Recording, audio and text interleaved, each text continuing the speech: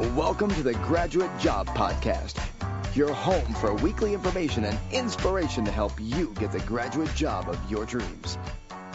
Hello and welcome to the Graduate Job Podcast with your host, James Curran. The Graduate Job Podcast is your weekly home for all things related to helping you on your journey to finding that amazing job. Each episode I bring together the best minds in the industry, speaking to leading authors, entrepreneurs, coaches and graduate recruiters who bring decades of experience into a bite-sized weekly 30-minute-ish show. Put simply, this is the show I wish I had when I graduated. And a big warm welcome to the 81st episode of the Graduate Job Podcast.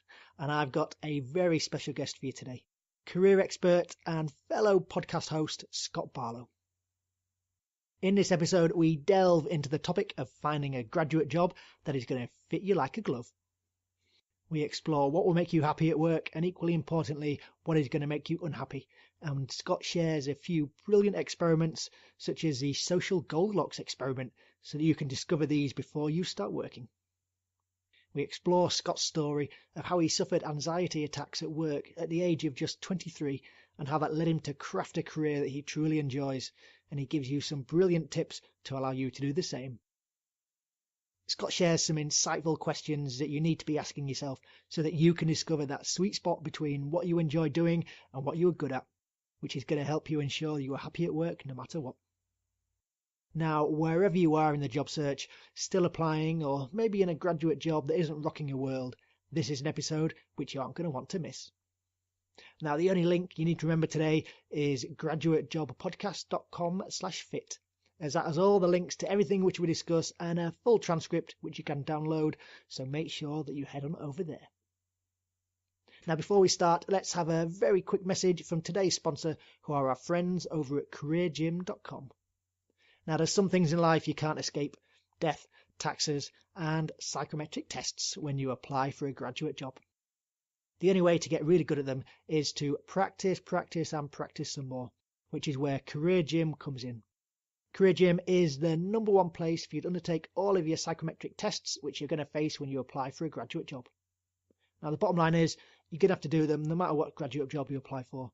From the global giants to the small company down the road, you're going to have to do some type of verbal or numerical reasoning, situational judgment or working style tests. And at careergym.com, you can practice all of these, and they come with detailed explanations, and you can compare yourself against your peers, or you can do them under time pressure.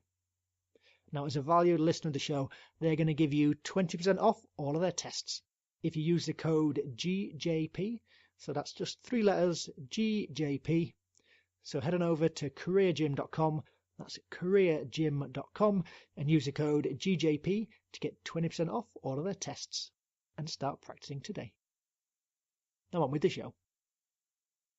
I'm really pleased to have on the show today podcasting royalty, host of the Happen to Your Career and Family Passport podcasts. Welcome to the Graduate Job Podcast, Scott Barlow. Thank you very much. I'm thrilled to pieces to be here. And Scott, you're dialing in all the way from the West Coast, so it's good that we've gone transatlantic again in the quest to bring the best job search talent out and about there. So Scott, would you like to tell us a little bit about yourself and how you came to start the Happen to Your Career website and podcast? Yeah, absolutely. And, honestly, the way that it started, if we go back to the real reasons it started, it was because all through college and university, I didn't know what the heck I wanted to do. To be quite frank with you, I didn't know what I wanted to do for my career. I didn't know what I wanted to do with my life. I was one of those people that changed majors, changed focuses 8, 9, 10 times. I don't even remember how many times. And I, through that process, ended up finding business and sinking my teeth into that, particularly marketing and HR management, and thought, hey, this is something I could settle in. But I ended up having a bit of exposure to that, and ended up, taking an internship that gave me a bunch of experience, and that led to my very first professional job outside of university. And unfortunately, once I got there, which all my friends and family had told me, this is an amazing opportunity. You have to take this, because they were giving me a ton of responsibility, and I had 20 people reporting to me, which is pretty unusual for wow, that's impressive for your first job. 23 sounded pretty good, right? Yeah. So I had a brand new bride, my wife Alyssa, and I moved her down to Portland, Oregon, on the West Coast in the States here, and I started working at that job and found that I hated it. It was terrible. It was stressful. I was working 70 to 80 hour weeks. I was commuting an hour, an hour one way, 2 hours the other way. So like three hours a day commuting. And I was having anxiety attacks as it progressed. I didn't even know what an anxiety attack was. I just knew that I was so stressed out that on the way into work in the morning, I was having a terrible time. And it turns out later, these are actually anxiety attacks. And it got so bad, I actually ended up gaining about 50 pounds, and clearly a terrible situation, very much not in alignment, and not a great situation for me. So I ended up deciding that I had to do something about this, because I thought I can't continue. So I ended up talking to my boss, and finally worked up the courage, gave him a call because he wasn't in the same office as me, and said, you know what, I think that this isn't necessarily a great fit. And apparently he thought the same thing, because 3 weeks later he fired me. Oh, well, I know. It's better than, you're going to quit anyway. So at least it made your mind up for you. Yeah, I don't know that I don't know I'd have the same exact conversation in the same way. It probably wasn't handled, the greatest way at the time, but absolutely led to firing. And after getting fired and having to call my wife and say, hey, I know I moved you down here away from your family, and now I don't even have a job to show for it, and all the things that went along with that, I realized that actually this was a really great thing. This was a really good thing, because I who knows, I might still be there in misery to this day. But I decided, look, I can't go through this again. There's no way I ever want to do this again. So it was on that drive home after being fired that I swore, look, I'm never going to do this again, and I want to figure out how to do this differently. So that ended up sending me on this 10-year quest for myself to really figure out, how do you do work that is actually enjoyable and provides the right challenges to you and is much more fulfilling in a way that you want to. And many years later, after going through that, I started having these conversations over and over again, where my coworkers would be like, wait a minute. You went from operations into HR management? Or hold on, you got a $40,000 raise? Like, how do you do that? Like, so I kept finding myself in conversations like that with friends and coworkers, where they're like, hey, how about I go buy you coffee and you tell me how you did this, and then let me go and do it. And they were starting to have success with that after, having conversations like this all the time for a few years, and realized that, hey, people were offering to pay. I could actually do this as a business. And that's where Happen to Your Career was born, less than a year after that. Oh, brilliant. Oh, that's a great story. And God, it sounds long hours and long commutes, and yeah, it doesn't sound like an ideal job. It was not a fun beginning, that is for sure. And today we're going to explore the topic of finding a graduate job that fits you. So Scott, maybe starting us off, why is it important to find one that fits you as opposed to the first one that you're offered? Well, here's what I have experienced again and again, is that most of the time we have a tendency to get a graduate degree because we're looking for something better or a better situation. And that's a great reason to do so. And that is awesome. However, when you come out and when you have that graduate degree, then it doesn't always work out in the same way that you anticipate. And what I have found from that is sometimes if we are just accepting what is out there versus identifying what really actually creates a great situation for us and then going and getting it, those two alternatives lead to different levels of happiness and fulfillment and feelings of purpose and all kinds of other good things, rainbows, unicorns, whatever. Maybe not the rainbows and unicorns, but you get the idea. And when instead we identify what are the most important elements that we really want within our work and our career, and especially as it relates to our life, because so many of those pieces impact every other area of our life, then when we do that and when we know what those are, we find that it's much, much easier to go and find it. And when you are in that situation, when you've worked in a job that maybe not as terrible as mine, where you gain 50 pounds and you're kind of hating life and everything that goes along with it, but if you're in a less desirable situation versus one that is very fulfilling and allows you to work within your strengths and allows you to be in alignment with what you value the most, then it's a completely different situation. One feels like working with the grain. One feels like going against the grain. Yep. No, I completely agree, and it all makes complete sense. But I think the difficulty might be the listeners who are listening, who are still in university or maybe just in their first, or looking for their first proper graduate job, and they haven't got that work experience. How do you know what it is that's going to make you happy at work, and what's going to be important for you? What would you recommend them doing there? That's a great question. Well, there's some things we know from some really good research and science that we as human beings all have a tendency to need. So those are things like we all need to have the things that aren't taking away from, like, let's say, for example, you have a great situation. You've identified what's going to be a great job, great career, etc. for you.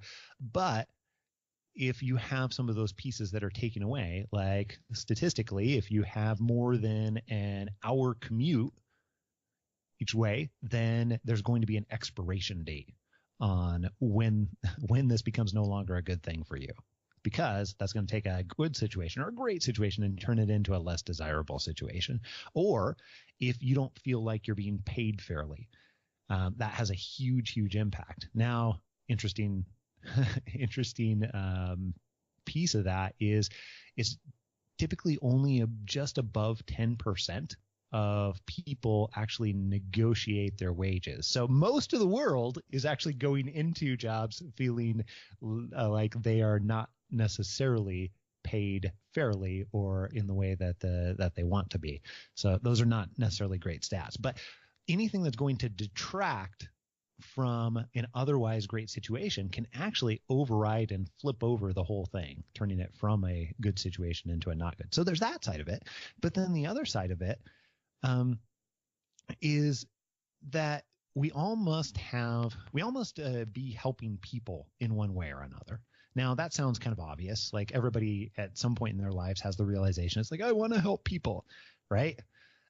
You probably felt that in one way or another over time. Is that fair to say? Yeah, definitely. It's one of the reasons, do the podcast is, like helping people. And it's great when you get the feedback saying that, people who've got graduate jobs, and the podcast has been a big help. So, it's feels really good when you get those notes through. Yeah, absolutely. So what I've found is that even though we all need to have that element there of helping others, helping other human beings, it looks completely different from person to person. So the way that you enjoy helping people the most, and the way that you directly believe that you're helping people the most, might be different than me or the next person or the next person.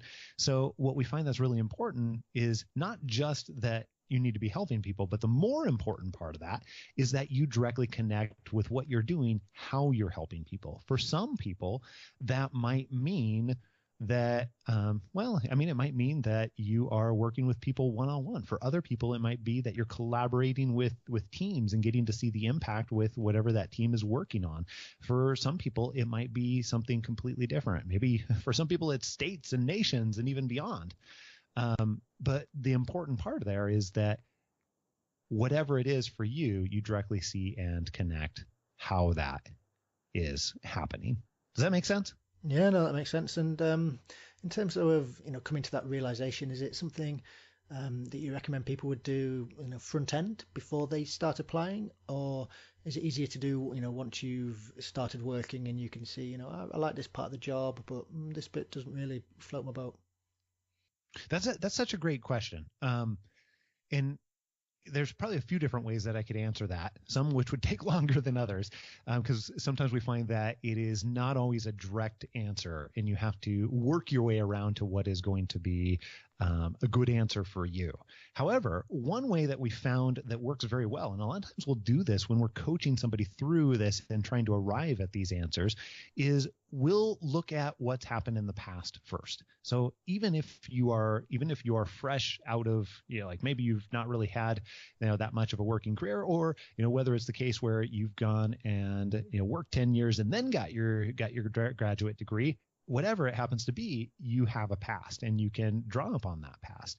So where we will often start is looking at different types of past roles, projects, any place where you have gotten any opportunity to do some type of work. That can be school, et cetera, et cetera. And then we're looking at those pieces and finding out, okay, what were the elements of each one? And often we'll just have people list them on a piece of paper and leave some space in between to start. And I love this exercise because anyone can do it at any point in time. You can grab a piece of paper and just start doing this, but leave some space in between and evaluate what were the areas that you enjoyed most out of that experience. If that was a past job, then what were the areas that you enjoyed in that job the very most, even if they're small? I mean, for some people it might be, well, I was getting paid. And for other people it might be, well, I got the opportunity to collaborate with this particular type of project. And for still others, it might be something else. Or, if it's a volunteer experience, then that's okay too, to do the exact same thing. So what were those areas that you enjoyed the most? And then what were those areas that you found that you were better at than the average person, where you excelled at? Now, what happens when we go back and do that in the past, we start to notice different patterns, especially if we're digging any level below the surface here. We start to notice some of the patterns that have a tendency to pop up. And those patterns are not necessarily the answer in itself, but they give us clues as to what to look for in the next situation, the next role, the next opportunity for wherever you're at. And that often will give you clues as to your strengths, but it'll also give you clues as to the ways that you enjoy helping others the most too. Now, another way that we'll look at this too, especially for those people that have had paid experience or already been working professionally for a number of years, we'll go and look at what were the parts that you kept gravitating to again and again, even though that might not have been part of your job. And I bet you can probably think of some of these things too. What are the things that you're doing in some of your past work that you keep sort of doing and can't stop doing in some ways, even though it's not really that big of a part of your job, or maybe it's not a part of your role at all, but you kind of can't help but doing it? Yeah, I love that final question. What do you gravitate to? It's that's a really powerful question, and it's one that you do, subconsciously. I can just thinking about work and things that I just move towards doing, and even though it's not in my job description. And that's a really good question. That.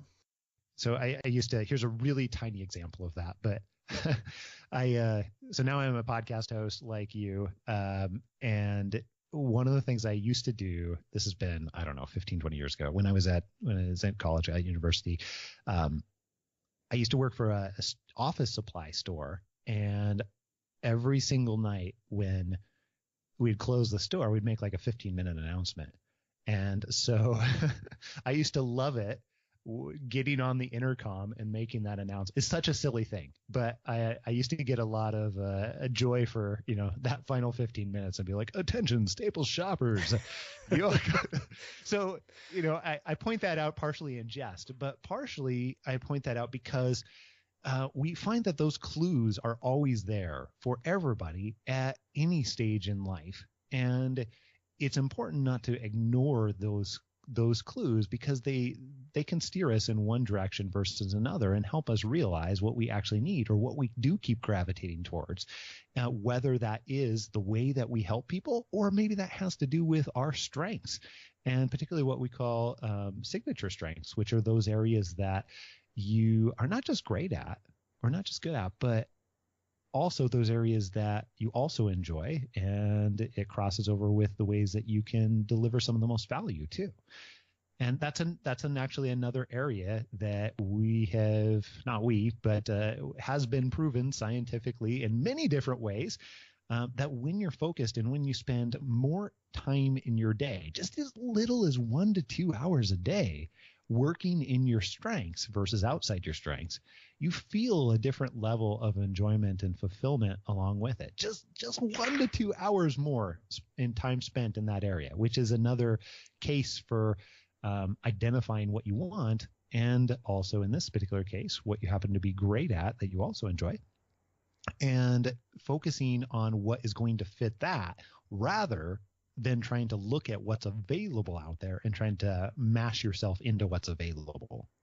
No, that's a brilliant point. And if you can find that sweet spot between what you enjoy doing and what you're good at doing, then work is going to be a fun activity. I think looking personally at my career, it's tend to have been each job has been, I learned more about maybe what I didn't want to do than what I did want to do, and that's probably one of the reasons I went into management consulting, is because as a career you get to try lots of different things with different companies and different type of roles and stuff, so I could sort of narrow it down as I go along to keep on discovering the things that I really didn't enjoy as much as something else, and just narrowing it down that way. Very cool. Yeah, and that's such a great point too, that you have put yourself into a situation in the past where you can try lots of different things. And I think that's actually such a great strategic approach too. Actually, we do a variation of that with a lot of the people that we help and a lot of our students and clients, where if they're trying to decide what is going to be right, maybe they just came out of school with their degree and they are trying to, they've got their degree, they've got an idea of where they want to be in, but don't necessarily know all the pieces of what's going to be a great fit. We'll actually help them design small experiments so that they can get that type of result that you're talking about and try out a lot of things that are relatively low risk to make sure that before they jump into their next role, next job, and they get this 6 months into it and realize that, oh my goodness, this is not where I wanted to be. Like we wouldn't wish that on anybody. No, that's not a good place to be. Could you give us a bit of an example there of some of the experiments that you design with your clients? Yeah, absolutely. And by the way, the biggest reason that there's several different reasons why we do this, but we talk a lot in our company and also on our podcast about the idea of multi-purpose activities. And that's, of course, doing one thing for multiple reasons as opposed to just doing one thing that's going to be great. We want to ideally spend our time in ways that are going to benefit us for multiple purposes. So every experiment that we help design for our students and for our clients often includes multiple reasons for that. So here's an example of that. We've named each of these different types of experiments that we use over and over again. And one example is what we call the social Goldilocks. And the social Goldilocks, which is, much like if you've heard the story of Goldilocks, like this corner office is too big, this chair is too soft, that sort of thing, yep. Like finding the right one. The social Goldilocks is being able to interact with a lot of people, either in organizations that you believe might be a good fit. You have a hypothesis that it may be a great fit based on what you know about them, and trying to validate that it is in fact a great fit, or even better, potentially, that it's not a great fit, so that you don't waste your time trying to go after that particular organization when it's not going to align with what you want and need. And the same thing is true for different types of roles as well. And that the way that might look is identifying a variety of people that have roles that you suspect could be good for you, and being able to validate, would they actually?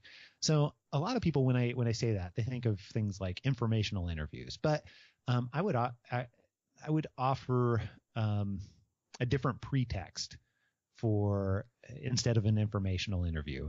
We call it having a test drive conversation, and the reason we do is because it's for the purpose of identifying whether or not this could be a great fit and getting feedback, and also at the same time building relationships with those people that might be in an organization or in those types of roles, or maybe can help or hire you into those types of roles too.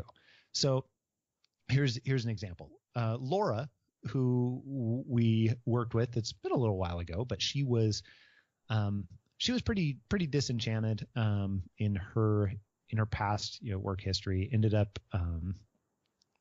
deciding she wanted to do something different, and she'd gotten her master's degree a while back, but it got back into the workforce. Didn't turn out how she anticipated that it would turn out. So she ended up, in a role that really wasn't a great fit. So she wanted to make a switch, and she suspected that she wanted to go into either sustainability or innovation, or she was also looking at product management.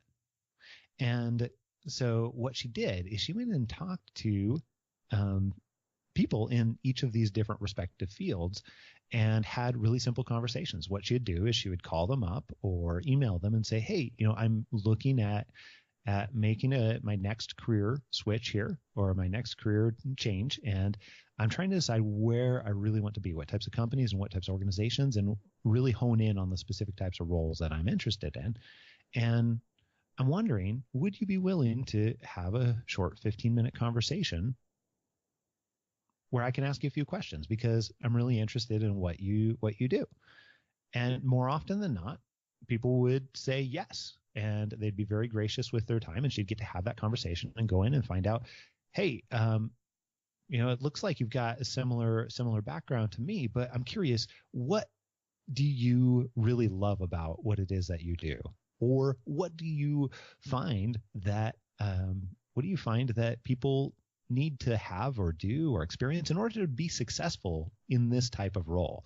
And she got all kinds of feedback from that. But more so than that, she had now built a relationship with each one of these people.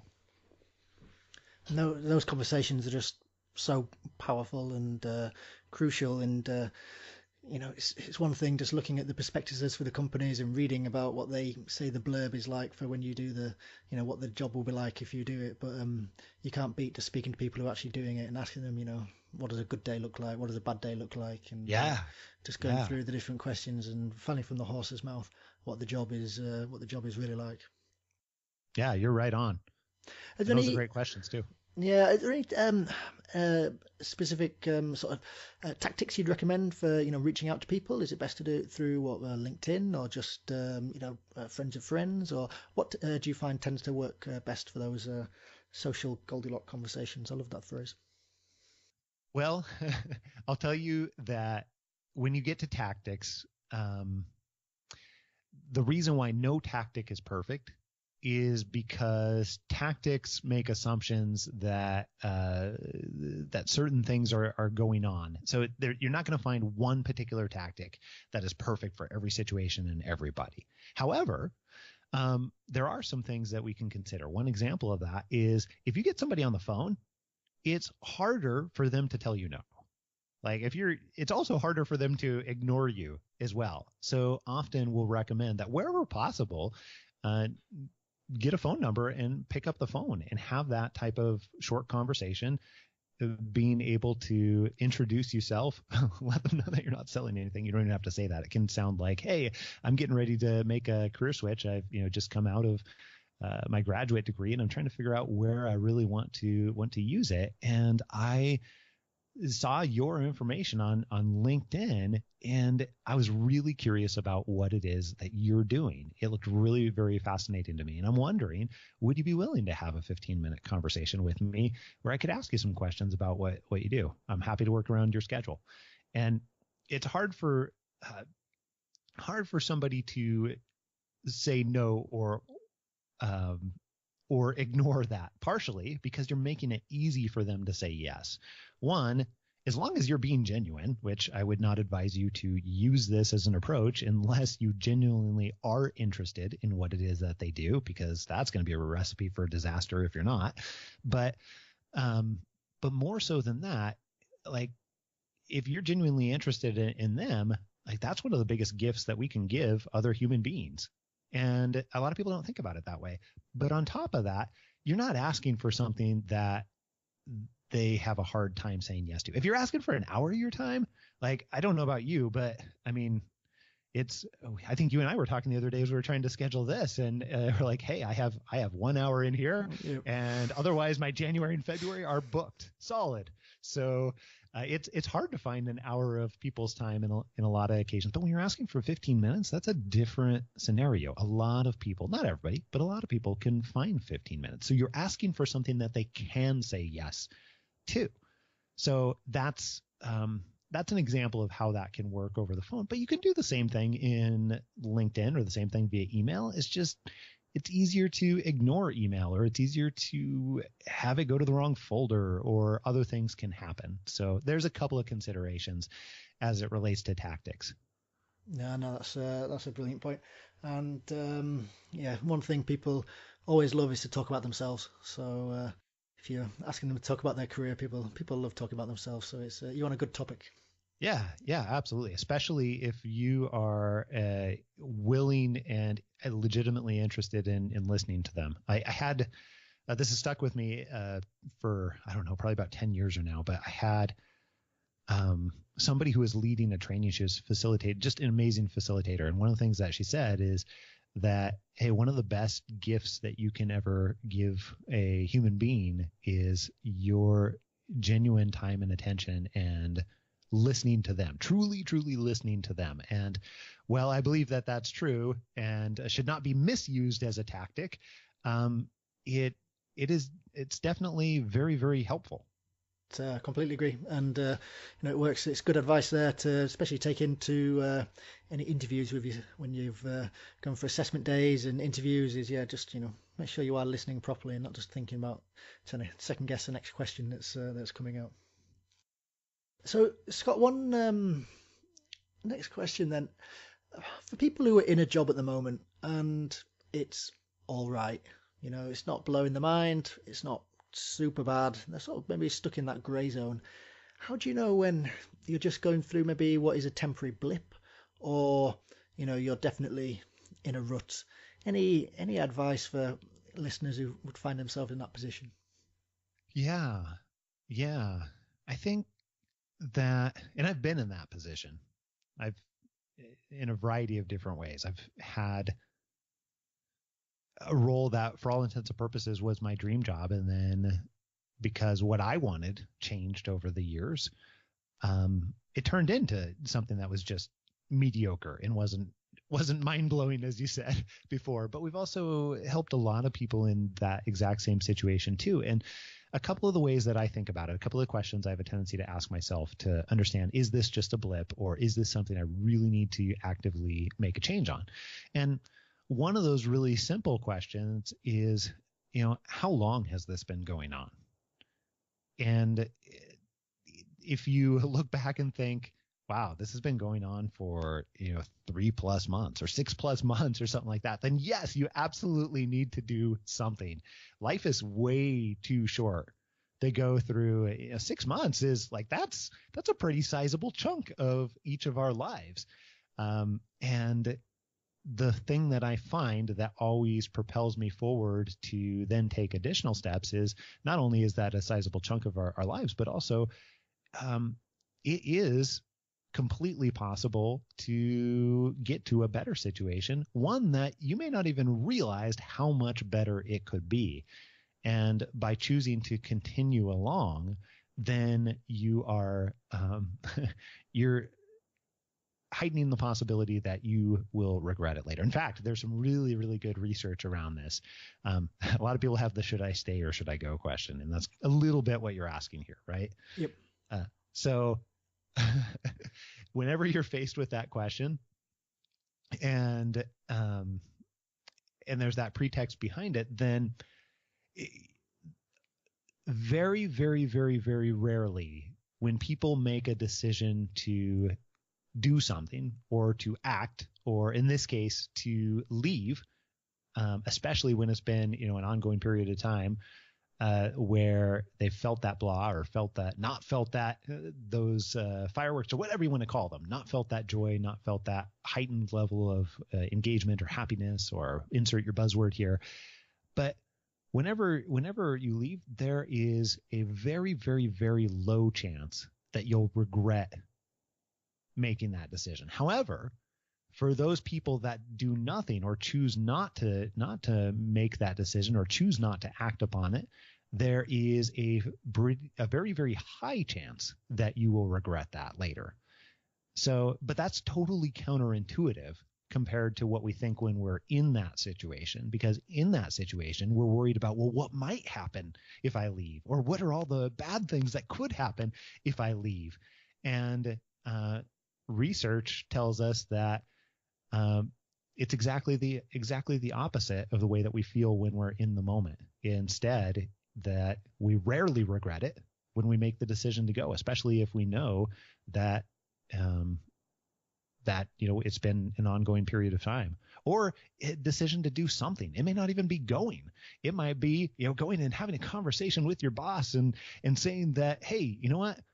I am not having as much fun as I wanted to. I am very interested in having a much more enjoyable aspect to my role. Here are some ways that I've identified that I could contribute to the company differently. And I'm really interested in talking to you about these and seeing what ideas and advice you would have too, because I find that when I'm having more fun and enjoying it much more, especially like I used to be, I'm more productive, and I want to be more productive for you. And I also am very interested in having a higher level of enjoyment.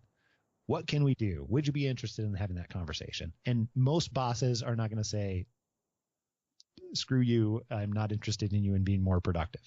Like that's likely not going to come out of their mouth. Right? No, definitely. That's career advice gold there, Scott. I really like that. That's no boss is going to want to turn down a happier, more productive employee. So that's really good. And as you were talking then about jobs and people tending to stay too long, just reminds me of think about previous myself and friends in previous relationships. People tend to always hang around too long in them and never at the end never go, oh yeah, I wish I'd stuck around in that longer. It's always, I wish I'd pulled the trigger on that 6 months or a year earlier.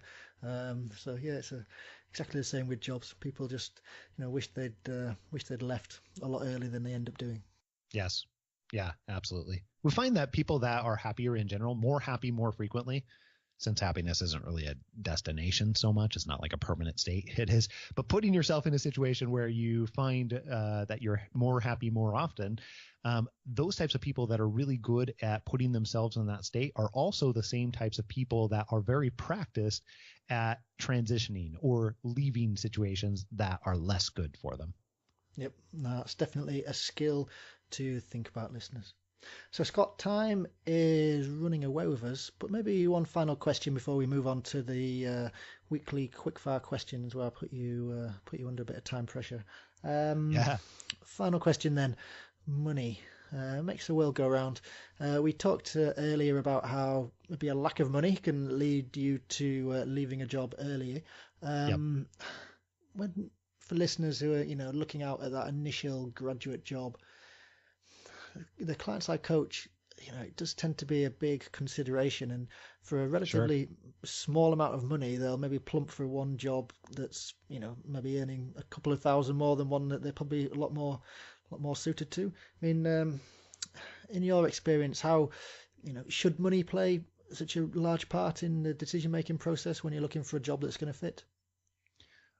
I believe that I have a tendency to look at it a slightly different way. I look at what does the money do for you, and how does it align with everything else that you want to accomplish in other areas of your life? Because that's ultimately what money does for you. It acts as a tool for us to be able to do one type of thing or another, right? And so the amount of money that is required to accomplish whatever our other goals or whatever is important to us is how we usually back into that. So if we understand what's important to us, and we understand, that this is going to take a large or sizable amount of money to accomplish whatever's important to us, then I think that absolutely should play an important part, because you're not going to be able to accomplish your other goals or those things that are very important to you if you ignore that piece of it. And I think that it does get ignored, or people don't necessarily always connect one to another. But money for the sake of money, necessarily, I other than providing a basic,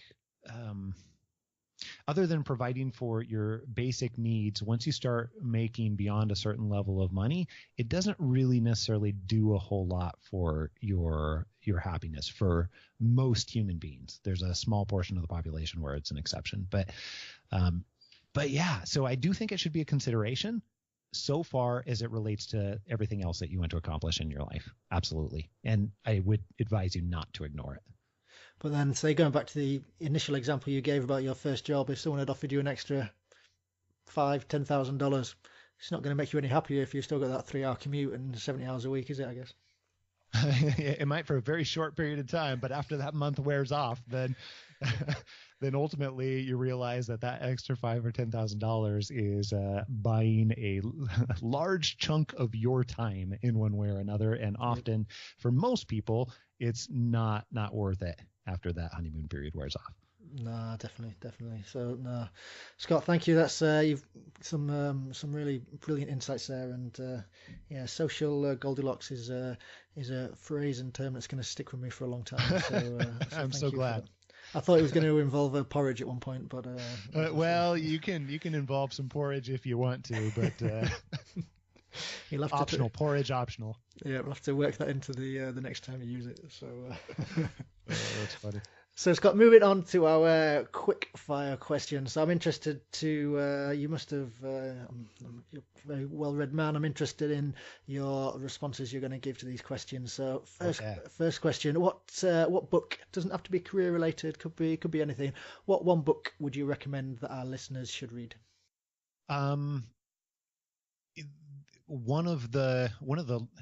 Speaking of money, one of the largest things that creates more choices in your life is not having any kind of debt and having a significant amount of money. And I find that that is very, very helpful. So the Total Money Makeover it's not a career book at all, but it enables a lot of options for people's careers. So that's by Dave Ramsey.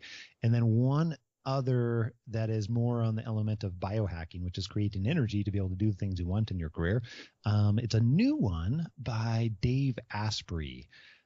If you've ever heard of him. Is he the Bulletproof? Yeah. Yep. That's the guy. Anyhow, I was pleasantly surprised about his new book.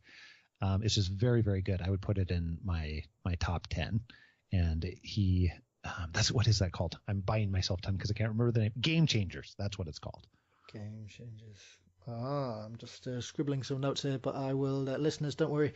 I will link up to everything from today, including a full transcript and all the links to everything we've discussed over in the show notes at graduatejobpodcast.com/fit. So, no, Scott, thank you for them.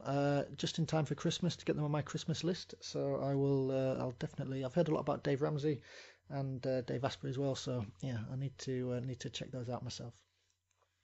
Well, I think you'll enjoy them. Yeah, no, I've heard him on a few different podcasts. So it'd be good to read his book. Have you implemented any of the hacks that he recommends? Dave Asprey. Yep. Yes. And actually, one of the things that he was talking about that I have not done a great job of is being able to track my sleep. I've become very, very focused on my energy levels over the last probably about 10 years or so. And I've noticed my energy fluctuate over the years for a variety of different reasons as I'm working on different pieces at different times. But I haven't ever really done a great job of focusing on getting quality sleep. It's never been an issue for me until the last couple of years in particular. So one of the things that I literally just ordered last night It's called an Aura Ring, and it syncs up with your phone for all intents and purposes and provides a whole bunch of different pieces of data to be able to track your sleep, which, if you're not super interested in data, may sound really boring, but ultimately what it's going to do for me is help me create my own baseline about what creates great quality sleep for me. Oh, that sounds good. And, talking about happiness over the episode, if you're not sleeping properly, you're certainly not going to be happy. So it's definitely an underrated aspect or underappreciated aspect of people's lives that, can really change the needle in terms of if you're sleeping well, you're going to be performing well as well. Yeah. So next question then, Scott. What one internet resource would you point people towards?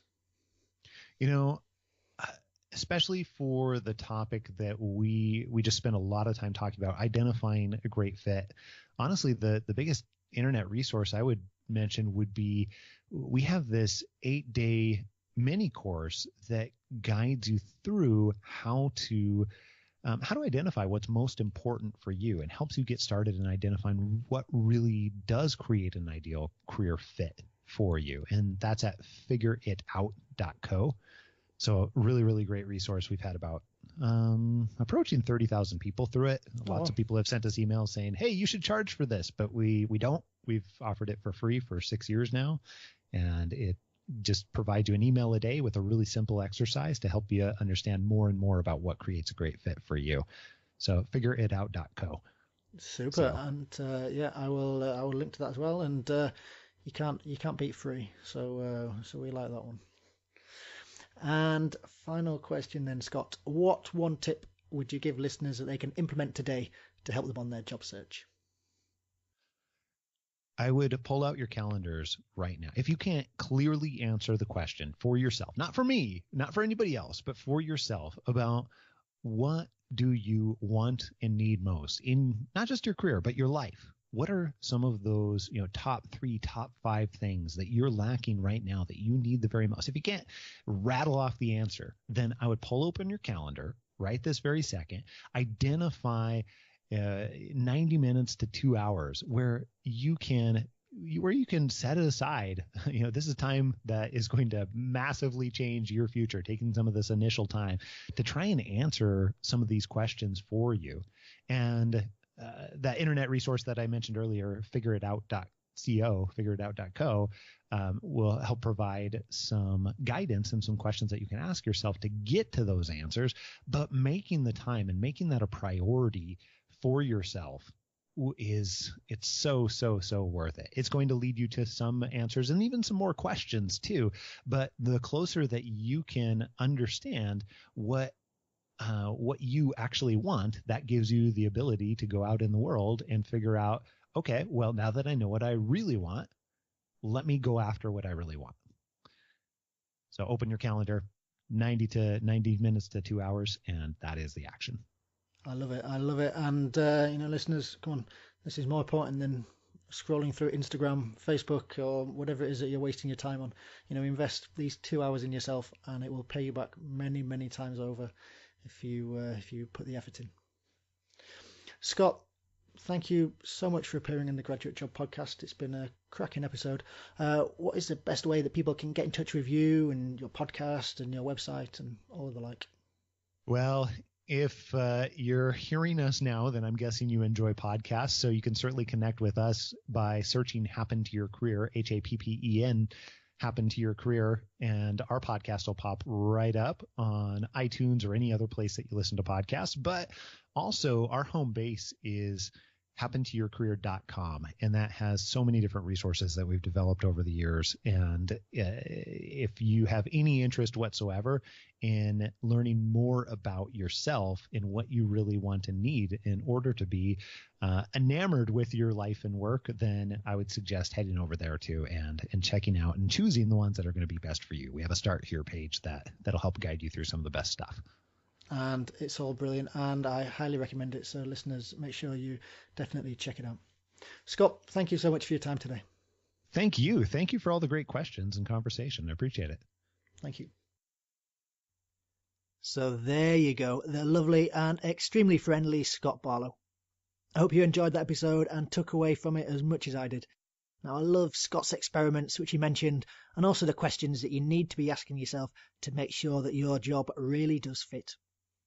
Check out the show notes at graduatejobpodcast.com/fit for a full transcript which you can download, and it has links to everything that we discussed today. So that is everything from me. If you've enjoyed the show, then please leave me a review on iTunes or wherever it is that you listen to the show from. It is much appreciated, it'll make me smile, and it helps me to stay nice and high in the rankings so that people can find me. Let me know if you do leave a review and I'll read it out next week. And speaking of next week, the show will have a special guest, which is yours truly, as I go through some of the pros and cons of a graduate scheme. It's a goodie. I hope you enjoyed the show today, but more importantly, I hope you use it and apply it. See you next week.